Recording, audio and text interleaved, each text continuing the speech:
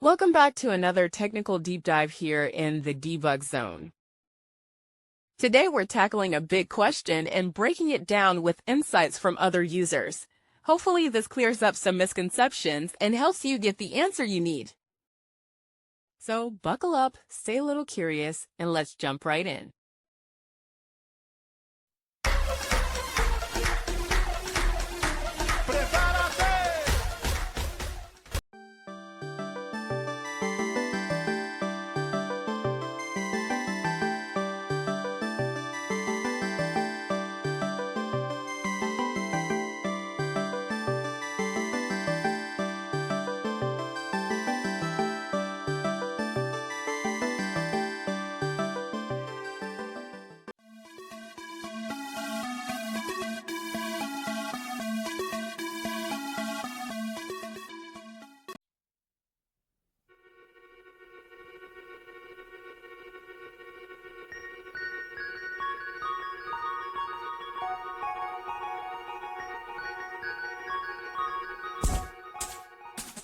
And that's a wrap.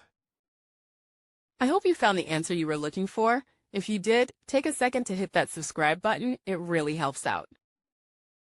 And let me know in the comments which solution worked best for you.